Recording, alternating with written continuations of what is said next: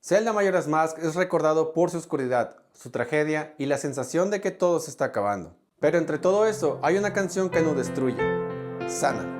Revive un poco de Song of Healing, una de las melodías más poderosas del juego, capaz de transmitir esa paz, liberación y consuelo de por fin dejar el dolor atrás. A continuación, aquí en Radio Gameu, la radio gamer.